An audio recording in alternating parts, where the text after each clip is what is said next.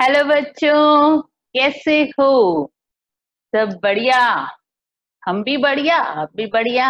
तो देख रहे हो ना हमारे वीडियो, ऐसे ही देखते रहो। तो बच्चों, हमारा ये 6 पार्ट है। इकोनॉमिक्स का सीरीज चल रहा है। Second lesson, the sector of Indian economy. और उसका 6 पार्ट लेके मैं आपके सामने आ गई हूँ। बच्चों, अभी तक हमने पढ़ा कि इकोनॉमिक्स में 3 तरह के सेक्टर्स होते हैं। प्राइमरी सेक्टर, सेकेंडरी सेक्टर और टर्सरी सेक्टर। अच्छा, आप ये देखते हैं कि जो लोग हैं वो किसी न किसी काम में लगे हैं। तो आपके माइंड में ये भी आता होगा कि कई लोगों को तो काफी फैसिलिटी मिलती है और कई लोग ऐसे हैं जो उस तरह की फैसिलिटी नहीं गेन कर पाते हैं। तो ऐसा क्यों है? तो जॉब सिक्योरिटी या कह दें कि जॉब ओरिएंटेशन के अकॉर्डिंग भी डिवीजन है सेक्टर्स में। और हमने इसे ऑर्गेनाइज्ड और अनऑर्गेनाइज्ड सेक्टर में डिवाइड किया है। यानी आप जॉब्स को देख करके ये पता कर सकते हो कि जो बंदा है वो ऑर्गेनाइज सेक्टर में एम्प्लॉयड है या अनऑर्गेनाइज सेक्टर में एम्प्लॉयड है। एक स्टोरी है आपके एनसीईआरटी में, कांता और कमल की। ये स्टोरी सामने आपको नजर आ रही है। इसमें आप देखिए, थोड़ा सा कांता की स्टोरी और कमल की स्टोरी मैं आपको बताती हूँ। कांता जो है एक ऑफिस में काम करती है और वो 9:30 से लेकर 5:30 तक वो ऑफिस अटेंड करती हैं और रेगुलर बेस पे उसे सैलरी मिलती है एवरी मंथ के एंड में। इसके अलावा उसे प्रोविडेंट फंड भी मिलता है, ठीक है, और मेडिकल और अदर अलाउंसेस भी मिलते हैं। ठीक है, संडे को वो ऑफिस नहीं जाते हैं। संडे को उसका हॉलीडे होता है, बट वो पेड हॉलीडे होता है। और जब उसने ये ज्वाइन किया था तो उसे एक अपॉइंटमेंट लेटर भी मिला था जिसमें सारी टर्म्स एंड कंडीशंस उसके काम की भी मेंशन थी। तो ये कांता का वर्क का आपको पता चल रहा है कि वो किस तरह के एनवायरनमेंट में वर्क कर रही है। ठीक है, इसी तरह से हम कमल का ले लेते हैं। कमल जो है वो कांता का नेबर है और वो एक डेली वेज लेबरर के यहाँ ग्रोसरी शॉप में काम करता है। डेली वेज लेबरर है और ग्रोसरी शॉप में काम करता है। He goes to the shop at 7:30 in the morning and work till 8 p.m. in the evening। अब देख सकते हैं कांता की बजाय आपके कमल के वर्किंग हार्स कितने ज्यादा हैं और उसे कोई अदर बेनिफिट्स भी नहीं मिल रहे हैं। ठीक है, he is not paid for the days he does not work. यानी जिस दिन वो नहीं चाहता है उस दिन उसे उस काम के लिए पैसा भी नहीं मिलता है। ठीक है, और he has therefore no leave और पेड हॉलीडेज। उसका पेड हॉलीडेज भी नहीं है। इसके अलावा जब उसने डेली वेज लेबरर का काम ज्वाइन किया था तो उसे कोई फॉर्मल लेटर नहीं मिला था। इसका मतलब उसका कोई जॉब सिक्योर नहीं है। उसे चाहे तो ग्रोसरी शॉप का मालिक जब मर्जी अपने शॉप से निकाल सकता है। हो सकता है कि किसी दिन ग्रोसरी शॉप के मालिक का अपनी वाइफ के साथ झगड़ा हो जाए और गुस्से में आके अपना गुस्सा निकाल दे वो कमल के ऊपर और कमल को बिना मतलब काम से निकाल दे, बिना कोई जो कह सकते हैं एक सॉलिड रीजन के भी। इस एनवायरनमेंट में जो बंदा काम कर रहा है उसे निकाला जा सकता है। तो ये 2 तरह की सिचुएशन आपको दिखाई दे रही है, कांता और कमल की। तो आप ये देखिए, इन दोनों सिचुएशन में एक बंदा तो ऑर्गेनाइज सेक्टर में है और दूसरा अनऑर्गेनाइज सेक्टर में है। अब आप ही बताइए कि कौन ऑर्गेनाइज्ड में है और कौन अनऑर्गेनाइज्ड। बिल्कुल, आप बिल्कुल पहचान जाएंगे कि कांता एक ऑर्गेनाइज सेक्टर में काम कर रही है जबकि कमल अनऑर्गेनाइज सेक्टर में काम कर रहा है। मैंने आपको ऑर्गेनाइज्ड और अनऑर्गेनाइज के फीचर्स नहीं बताए, लेकिन आपने एक स्टोरी से ही उसे समझ लिया। ऐसा क्यों? क्योंकि आपको ये चीज क्लियरली समझ में आ रही है कि कांता जिस एनवायरनमेंट में काम कर रही है वो एकदम सिस्टमेटिक है। ठीक है, यानी ऑर्गेनाइज्ड है। ऑर्गेनाइज्ड मतलब हर काम सिस्टमेटिक हो रहा है। और कमल जिस एनवायरनमेंट में काम कर रहा है वहां कोई सिस्टमेटिक नहीं है। जब मर्जी बुला लिया जाता है, जब मर्जी निकाल दिया जाता है, और उसे कोई पेड हॉलीडे भी नहीं मिल रहा है। ठीक है, अपनी वाइफ से झगड़ा करके आया उसका मालिक और गुस्सा निकाल दिया कमल के ऊपर, उसको निकाल सकता है वो। ठीक है, तो इसका मतलब कोई तरह का सिक्योरिटी जॉब की नहीं है। तो ये क्या है? ये अनऑर्गेनाइज्ड है जहाँ कोई सिस्टम नहीं है। ठीक है, तो यही हमारा आज का टॉपिक है। हाँ जी बच्चों, organised sector and unorganised sector. तो हम आज इसमें ऑर्गेनाइज सेक्टर और अनऑर्गेनाइज सेक्टर्स के फीचर्स देखेंगे। और बच्चों, अक्सर इसमें क्वेश्चन आ जाता है, या तो अलग से दोनों के फीचर्स पूछ लिए जाते हैं, या फिर डिफरेंस आ जाता है कि ऑर्गेनाइज सेक्टर और अनऑर्गेनाइज सेक्टर में क्या डिफरेंस है। ठीक है, या फिर कई बार कोई केस स्टडी आ जाती है, मीन्स कोई आपको एग्जाम्पल दे दे कि इस तरह एक कोई इस एनवायरनमेंट में काम कर रहा है और ये सिचुएशन है, और आप बताइए कि वो ऑर्गेनाइज सेक्टर में है या अनऑर्गेनाइज्ड में। तो इसके लिए आपको ऑर्गेनाइज्ड और अनऑर्गेनाइज्ड के फीचर्स अच्छे से पता होने चाहिए। और बहुत ही इजी क्वेश्चन है, तो प्लीज बच्चों अच्छे से समझ लीजिए, क्योंकि यदि क्वेश्चन आ जाता है तो आपकी लॉटरी लग जाएगी। लॉटरी कैसे लगेगी? क्योंकि यदि ये क्वेश्चन 3 या 5 मार्क्स में आ गया तो आपके वो मार्क्स कंफर्म है। ठीक है, तो हम लोग देखते हैं कि Kanta works in the organized sector. Organized sector covers those enterprises or places of work where the terms of employment are regular and therefore people have assured work. तो कांता एक ऑर्गेनाइज सेक्टर में काम कर रही है। वो ऐसी जगह है जहाँ पे टर्म्स ऑफ एम्प्लॉयमेंट कैसा है? रेगुलर। इट मीन्स कांता को बिना किसी कारण के निकाला नहीं जा सकता, बिना किसी सॉलिड रीजन के। ऐसा नहीं झगड़ा वाइफ से हुआ और निकाल दे कांता को। क्यों भाई निकाल दे? कांता को निकालने की सॉलिड रीजन होना चाहिए, तभी तो उसे निकाला जा सकता है, right?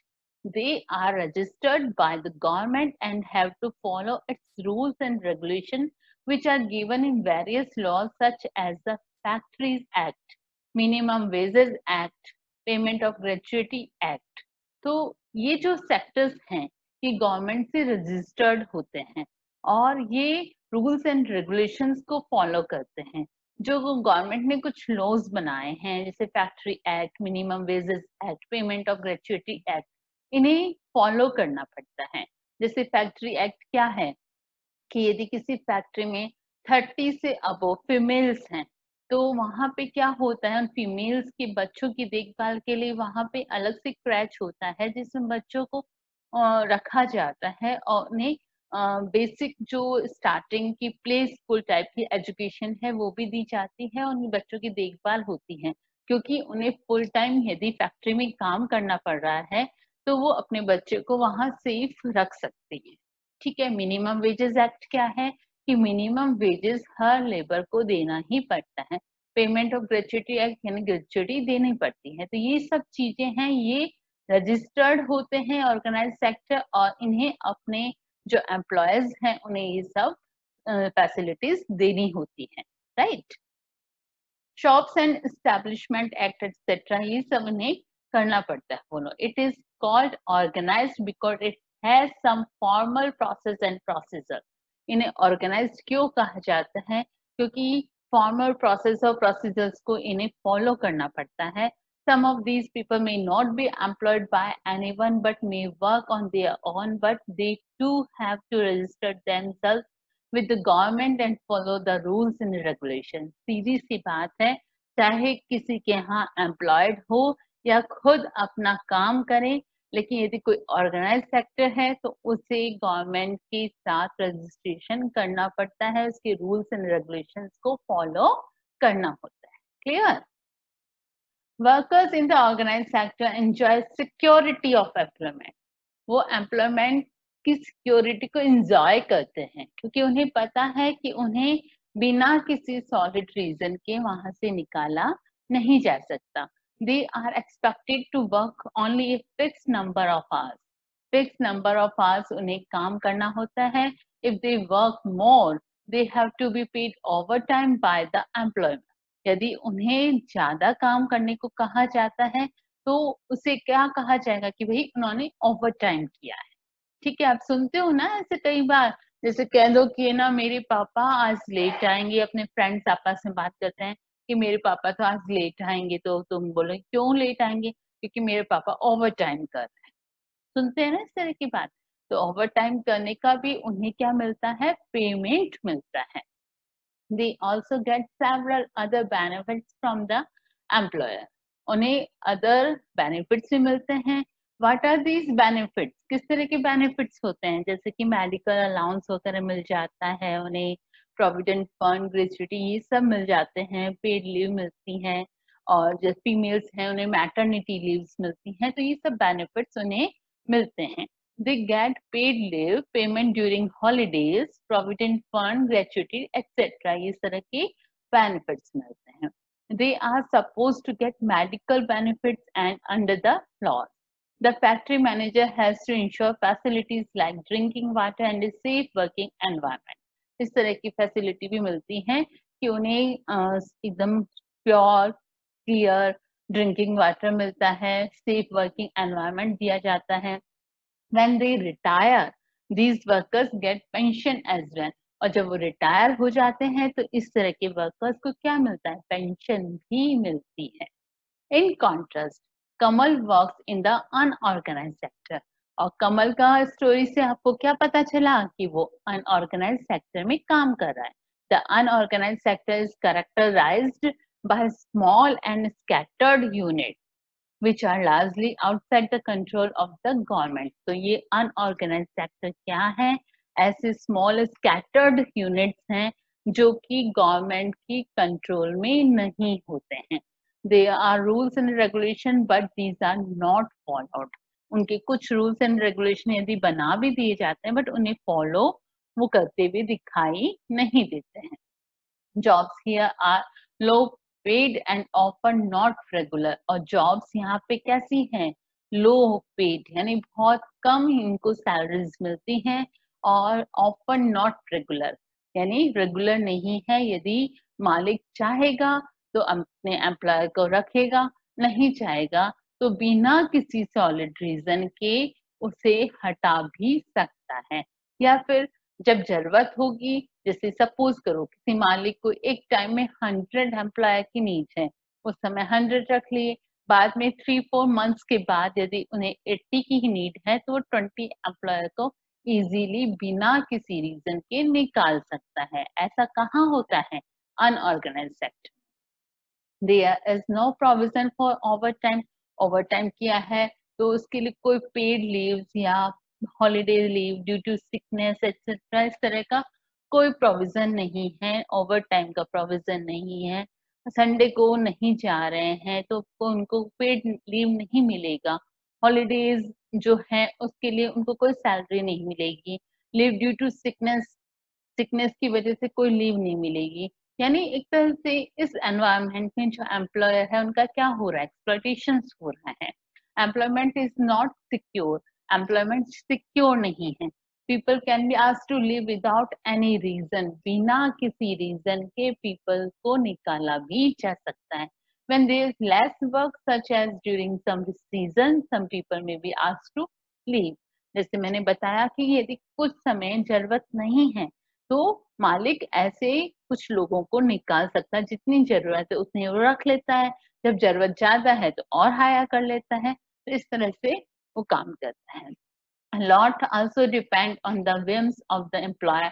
This sector includes a large number of people who are employed on their own doing small jobs such as selling on the street or doing repair work. तो ये जो सेक्टर है इसमें ज्यादातर काफी तरह के लोग रहते हैं जो कि क्या है, छोटे मोटे काम करते हैं स्ट्रीट में, जैसे सामान बेच रहे हैं या रिपेयरिंग का वर्क कर रहे हैं। ये अनऑर्गेनाइज्ड सेक्टर है जहाँ पे किसी तरह का रूल्स एंड रेगुलेशंस को सिस्टम नहीं होता है। Similarly farmers work on their own and hire labourers as and when they require. जैसे फार्मर्स का है कि जो फार्मर्स हैं उनको जब रिक्वायरमेंट होती है तो वो लेबरर्स को हायर कर लेते हैं और जब जरूरत नहीं होती तो वो उन्हें वहां से निकाल देते हैं। तो आपको यहाँ तक अच्छे से क्लियर हो गया है। तो जो हमने समझाया है कि इसमें से क्वेश्चन पक्का आता है, यानी आपको ऑर्गेनाइज्ड और अनऑर्गेनाइज्ड सेक्टर के फीचर्स पता होने चाहिए।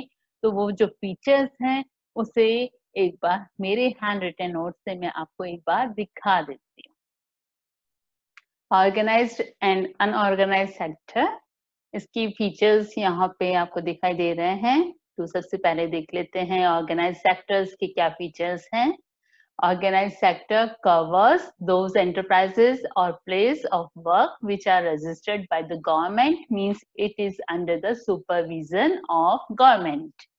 ठीक है, यानी गवर्नमेंट की सुपरविजन में ये जो सेक्टर्स की जो भी एंटरप्राइजेस या जहां भी प्लेस ऑफ वर्क का जो है वो सब रजिस्टर्ड भी होते हैं और गवर्नमेंट उसको सुपरविजन भी करती है। ठीक है। Second, organise sector follow the rules and regulation. जो भी रूल्स एंड रेगुलेशंस गवर्नमेंट ने बनाए हैं उसे ऑर्गेनाइज सेक्टर को फॉलो करना मस्ट होता है। It has some formal processes and procedures. The person is given an appointment letter stating all the terms and condition of work. जो भी एम्प्लॉयर होता है उसे एक अपॉइंटमेंट लेटर मिलता है जिसमें सारी टर्म्स एंड कंडीशन उसके काम की वो मेंशन्ड होती है। Clear? The terms of employment are regular. People enjoy security of employment.